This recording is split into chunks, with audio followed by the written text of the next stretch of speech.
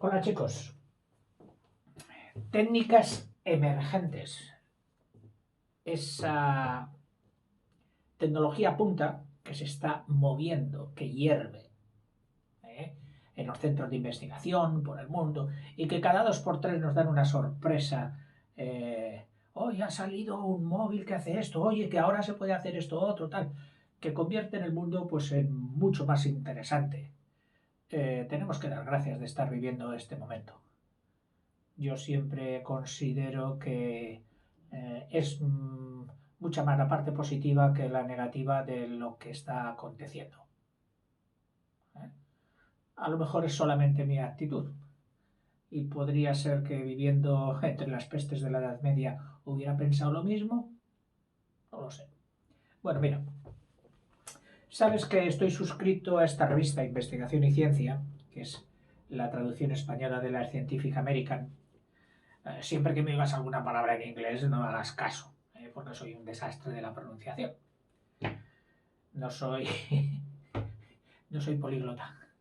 Bueno, de vez en cuando aparece un número como este, que es el febrero del 2020, y que puedes conseguir en los kioscos un poquito que tienen una venta más consistente de revistas científicas que las meras de divulgación popular. Pero en fin, eh, mm, como no pretendo en absoluto, Dios me libre, robar protagonismo a estos científicos y a estos publicadores de ciencia, a los que estoy muy agradecido. Es cierto que hay artículos que de principio a fin digo, madre mía, ¿dónde me estoy metiendo? No entiendo nada. Pero sin embargo, siempre me ha sorprendido la capacidad de vulgarizar, en el buen sentido de la palabra, es decir, hacer asequible al vulgo, a los no especialistas como yo, ¿eh? Sobre temas realmente complejos y de alta tecnología. Esta revista tiene esa cualidad, cosa que otras revistas científicas he observado que no.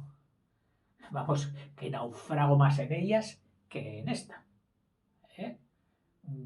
Lleva muchos años en el mundo de la divulgación científica y tiene cierta maestría en ello. Vamos a ver si me acompañáis en esta lectura de estas nuevas 10 tecnologías que nos apuntan y que al no ser yo especialista en ninguna de las técnicas estas, pues me he tenido que parar un momento a buscar palabras, a leerlo 2 veces, 3 veces antes de entenderlo, el redactado siquiera, y es de aquello que tú te puedes beneficiar, de mi incultura. En fin, allá vamos. Y hay un previo que digo, sí, también lo voy a leer. Y dice, algún día, una de las técnicas emergentes recogidas en este informe nos permitirá teletransportarnos virtualmente a un lugar lejano y sentir los apretones de manos y los abrazos de otros viajeros cibernéticos que estén por Marte o tal, y lo sentiremos, dice. Otros adelantos están a punto de volverse corrientes. Los robots humanoides y animaloides, es decir, falsos humanos y falsos animales, diseñados para socializar con la gente, para contactar con la gente, tener relación con la gente. Un sistema, entre otras cosas, para localizar el origen de un brote de fiebre aftosa en cuestión de segundos. También eso será posible. Oye, fiebre aftosa, muy contagiosa. En fracción de segundos, dado a los mecanismos que hay hoy, sabemos dónde se ha desarrollado. En estos momentos en que estoy haciendo este vídeo, tenemos la crisis del coronavirus, que está dando quebraderos de cabeza. Bueno, pues ya veis por las noticias que una de las dificultades mayores es encontrar el brote, el origen, la causa, el espacio, la habitación donde se dio ese contagio que se está propagando ahora por tal sitio. ¿Para qué? Para tener en cuenta a las personas. Bueno, pues dice que será posible hacerlo en segundos. Lentes minúsculas que allanarán el camino hacia las cámaras en miniatura. Una cámara, sobre todo si la buscas buena, no puede prescindir de los lentes ópticos antiguos. Bueno, pues está a punto y se están dando pasos en unas lentes excepcionales que luego hablaremos. Unos plásticos fuertes también y biodegradables, fuertes, que aguanten, como los actuales, pero que sean biodegradables, que puedan fabricarse a partir de residuos vegetales que de otro modo serían inútiles, que hoy los estamos quemando, los estamos enterrando. Y sistemas también de almacenamiento de datos basados en el ADN, que guardarán con fiabilidad ingentes cantidades de información mediante el ADN. En colaboración con el Foro Económico Mundial Scientific American, la revista convocó a un comité internacional de expertos formado por distintos especialistas en tecnología y se embarcó en el duro proceso de identificar las 10 técnicas emergentes más prometedoras del momento. Tras solicitar la participación de otros expertos de todo el mundo, el comité evaluó docenas de propuestas según una serie de criterios. ¿Qué criterios han elegido para elegir estos 10 temas? Preguntaban, ¿tienen las técnicas sugeridas el potencial de ofrecer beneficios importantes a la sociedad y a la economía? Una. Otra. ¿Podrían alterar la manera establecida de hacer las cosas? 2. ¿Se hallan aún en las primeras etapas de desarrollo, pero despiertan el interés de los centros de investigación, las empresas o los inversores? Otra. ¿Es probable que logren avances notables en los próximos años? El comité buscó la información necesaria y pulió la lista a lo largo de 4 reuniones virtuales, de las que hoy se están haciendo, que también precisamente es el objeto de uno de los adelantos, estas reuniones virtuales. Confiamos en que disfruten con la lectura de este informe, lo mismo os deseo, y esperamos sus opiniones y comentarios. Las que me podéis hacer a mí, pues bueno, sí, posiblemente haciéndoselas a la misma revista, tendrían mejor acogida y más fructíferas que si me las hacéis a mí. Pero bueno, yo siempre estoy abierto a cualquier tipo de comentarios, ya lo sabéis. Cogemos el primero, lo que va a ser objeto de este Técnicas Emergentes número 13, que voy a dar, aunque resulten breves, bueno, breves para lo que yo suelo producir en vídeos, que siempre se me va a la media hora, un vídeo por tema, porque así luego les adjudicaré un título que servirá para que tú puedas acceder, encontrar la información mejor. No que si te meto 2 títulos en un vídeo o 3 títulos en un vídeo. O sea, uno por vídeo. Este va a ser el de los bioplásticos.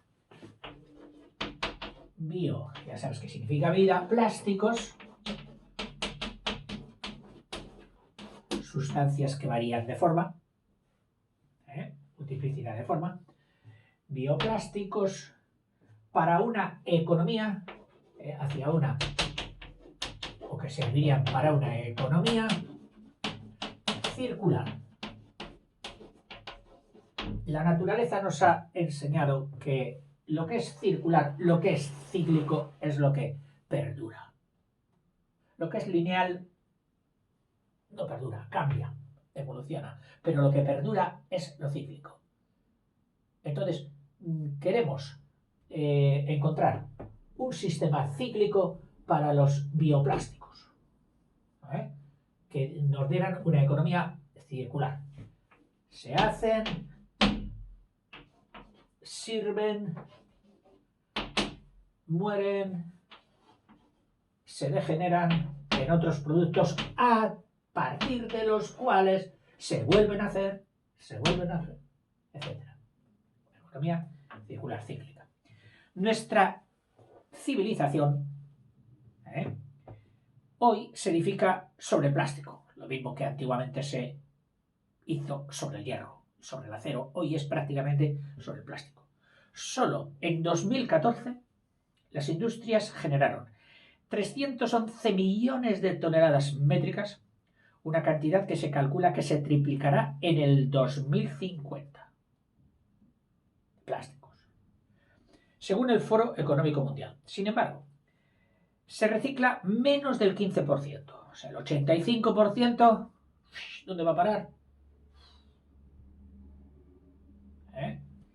Mea culpa, mea culpa, que yo muchas veces tampoco reciclo lo suficiente. El resto, en su mayor parte, se incinera, se quema, con lo cual los productos gaseosos de la combustión van a la atmósfera y pueden ser muy peligrosos, o se deposita en vertederos o va a parar al ambiente. ¿Dónde he ido a parar? Pues qué sé yo, por ahí lo tiré, lo dejé. Donde por su resistencia a la degradación, porque están hechos para durar mucho tiempo, ya les gustaría que estuvieran hechos para durar menos, pero claro, es difícil conseguir que tengan esas cualidades de dureza, fiabilidad, etcétera, y que luego se degraden rápidamente. Normalmente estas características necesarias para su uso y que todos buscamos, que no se rompa la primera, que no se decolore, etcétera, etcétera, llevan ligadas la característica de la persistencia, de la durabilidad. Dice, donde por su resistencia a la degradación microbiana, claro, los microbios son los que siempre han degradado las cosas. Un árbol se cae al suelo y ¿quiénes son los que le degradan, los que le vuelven a la naturaleza? Los microbios. Igual que a ti y que a mí, cuando nos muramos. Pues dice, entonces esos plásticos pueden durar cientos de años. El plástico que se acumula en el océano, del que últimamente se viene haciendo eco las televisiones, causa toda suerte de desastres, desde la muerte de los animales que lo ingieren, que lo toman, que lo comen, por error, pobres, se creen como no son animales, y tampoco en el mar es el sentido de la vista el más utilizado, que todos son así como un poquito miopes, lo ven borroso. Bueno, dice que lo ingieren por error hasta la liberación de sustancias tóxicas. Incluso puede entrar en nuestro organismo, sí, a través del consumo de pescado contaminado. Claro, ellos lo comen, tú luego comes el pez. Pues bueno, los plásticos biodegradables, es decir, los que se degradan debido al efecto de los organismos vivos, microbios, hongos, etcétera, pueden aliviar estos problemas y contribuir al objetivo de lograr una economía circular, en la cual los plásticos se obtengan a partir de biomasa, o sea, masa producida por la vida, por la naturaleza, vegetal, animal, etcétera, y se conviertan de nuevo en esta biomasa. Al igual que los plásticos derivados del petróleo, que son los plásticos que han hecho toda esta revolución industrial y son a los que hoy les estamos ya diciendo sí, pero estamos pagando muy cara vuestra producción y vuestro servicio, plásticos del petróleo. Claro, tampoco conviene exagerar mucho a veces y conviene tener en cuenta que su supresión nos dejaría en pelota picada, en el mejor de los sentidos, puesto que camisas, pues no sé cómo esta que llevo, no sé qué parte tendrá de fibra vegetal, de algodón, pero seguro que tiene un buen porcentaje y a veces muchos de los tejidos que utilizamos, pantalones, camisetas, son de fibras artificiales. el terlenca, que si el polietileno, no sé qué, y todas son sacadas del petróleo, de productos mediante la destilación fraccionada que salen y que luego los químicos las transforman en fibras, se hilan, se hacen tela y nos visten. O sea, que si dijéramos que desaparezca todo lo que está hecho con los productos derivados del petróleo, nos podríamos correr el riesgo de encontrarnos desnudos en ese mismo momento. En fin, pues pero buscamos ahora los otros, los biodegradables. Claro, con estos no podemos tener mucha longevidad, porque a lo mejor si compramos una camisa biodegradable, pues al año y medio, oye, mamá, que esta camisa ya se rompe, que se rompe. Sí, es que es biodegradable, vamos a comprar otra. Todo esto puede suceder. Dice que dice, al igual que los plásticos derivados del petróleo, los biodegradables consisten en polímeros. ¿eh? Los polímeros se llaman así a unas sustancias de química orgánica que son moléculas de cadena larga. O sea, algo más complicadillo que la fórmula de la sal, el cloruro sódico, que solo tiene 2 átomos. No. Los polímeros y sobre todo la raíz poli, que indica varios, es porque hay una, una estructura de molécula formada por varios átomos en distintas posiciones, etcétera, etcétera, que se repite, formando un polímero, los polímeros de química orgánica. Pues bueno, este plástico al que se apunta ahora también estaría hecho de polímeros. Al igual que los plásticos, los biodegradables consisten en polímeros, moléculas de cadena larga, que pueden moldearse en multitud de formas, claro, se puede hacer la forma que se quiera, siempre que estén en estado fluido. Fluido, como mínimo pastoso. Y mientras está pastoso, tú puedes moldearlo y darle la fórmula, darle la forma que quieras. Luego se quedará dura. Sin embargo, las opciones hoy disponibles, fabricadas, o sea, porque ya sí hay plásticos biodegradables, hoy existen, fabricadas en su mayoría a partir del maíz, de la caña de azúcar o grasas y aceites residuales, de los recogidos de las cocinas y de los coches y todo esto, carecen en general de la resistencia mecánica, es decir, resultan blandos, se parten fácilmente, se doblan, no funcionan. Hemos hecho una jaula, oye, que se me ha doblado la jaula.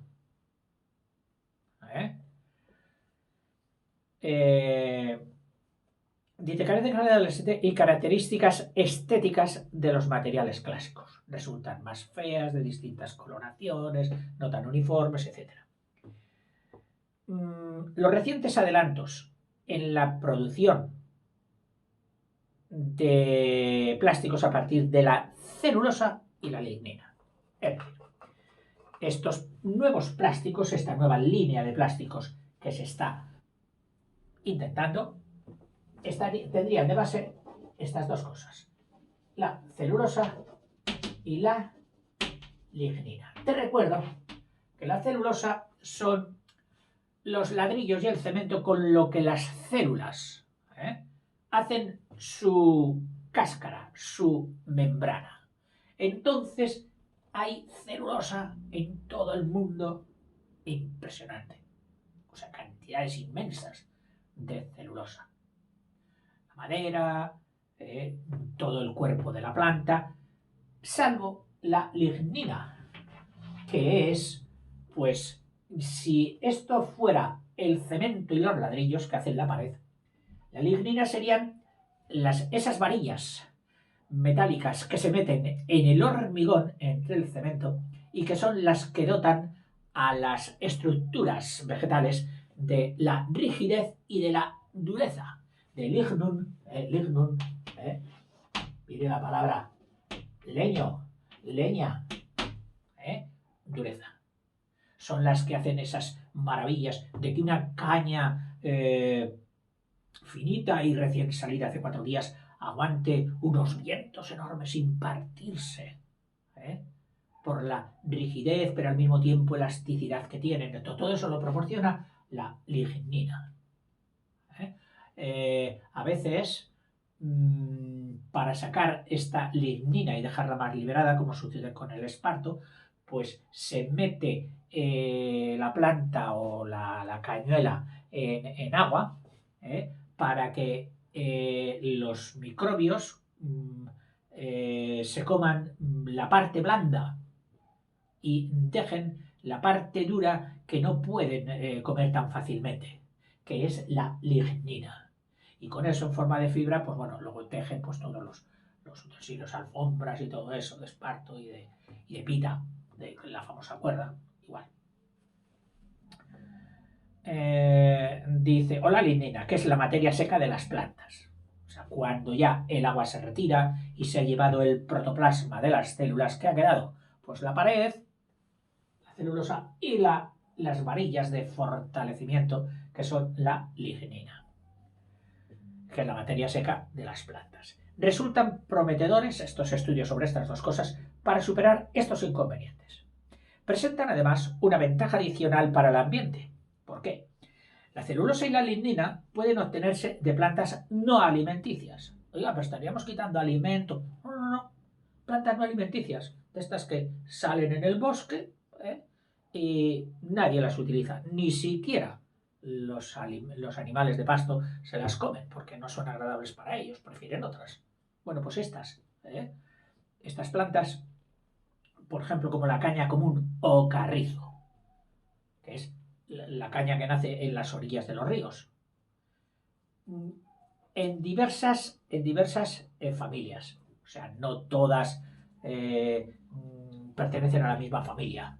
Las hay más altas, las hay más bajas, pero todas tienen igual el mismo trigo tiene y los cereales tienen esa estructura de caña. Lo que pasa es que en vez de tener la inflorescencia en forma de espiga y dar los granos tan enormemente decisivos para la humanidad, como son las gramíneas y el arroz y todas estas, pues estas dan un penacho, como un plumero que habrás visto.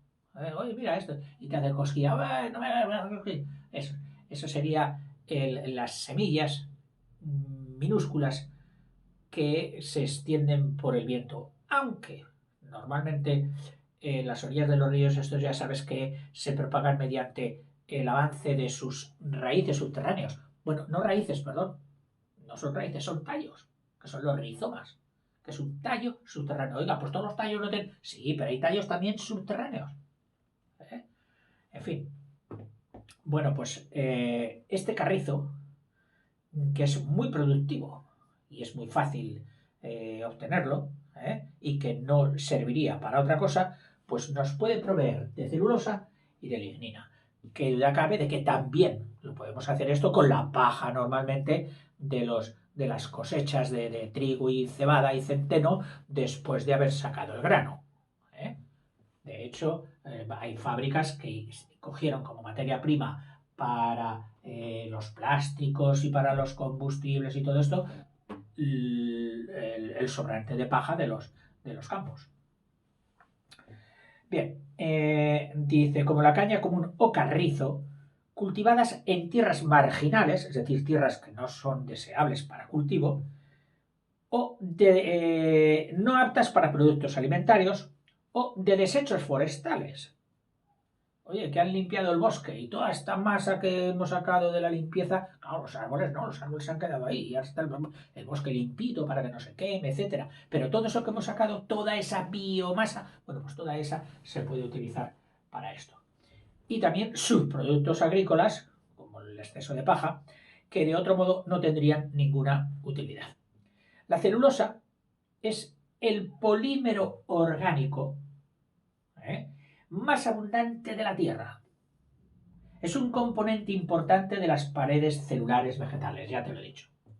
La lignina rellena los espacios en ellas, que también es otro polímero.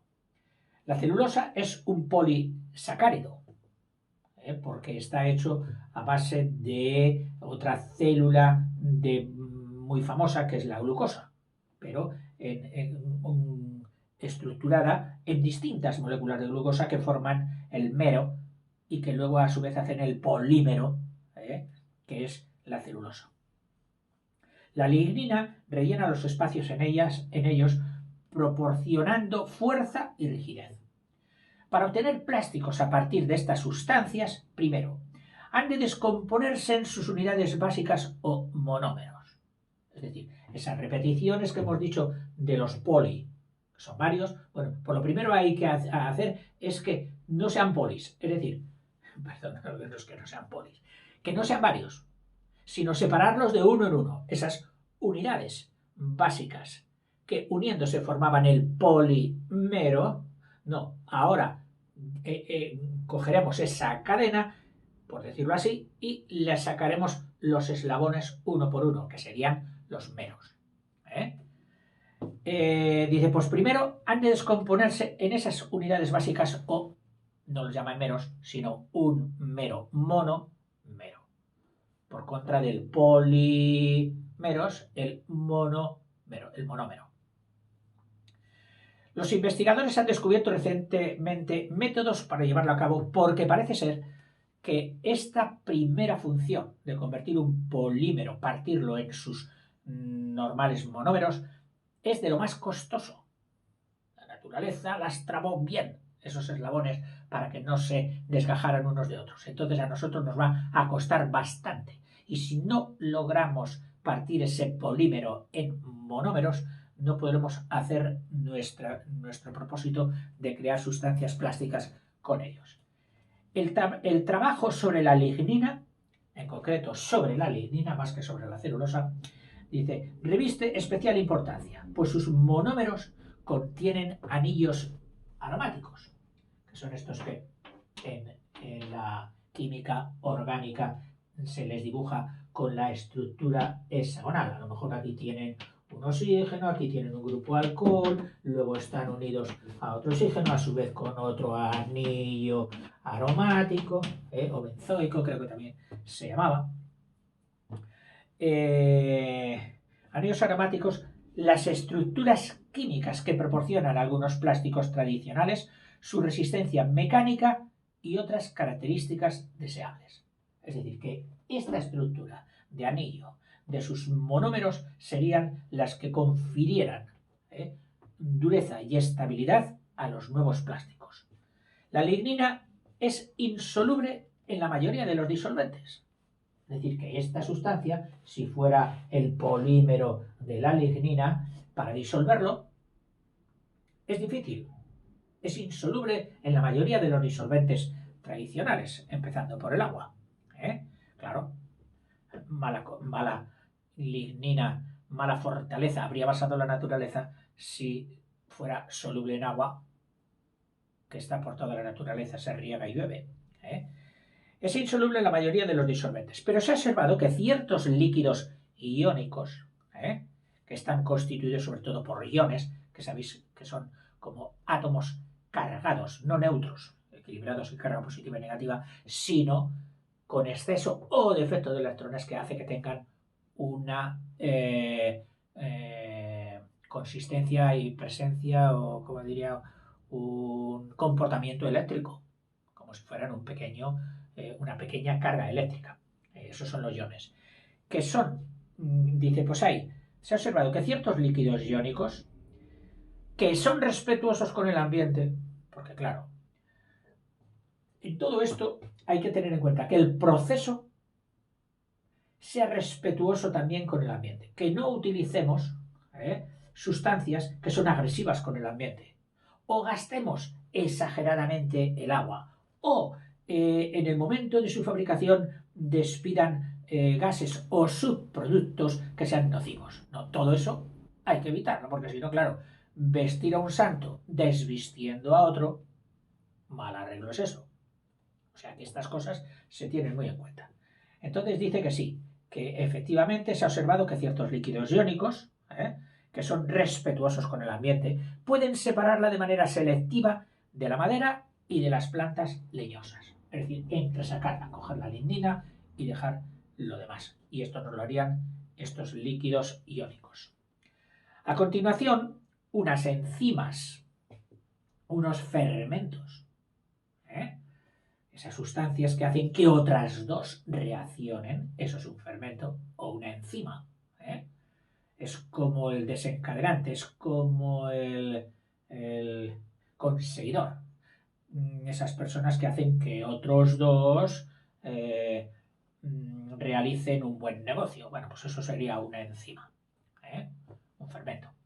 Un catalizador, que es lo que hacen también los catalizadores.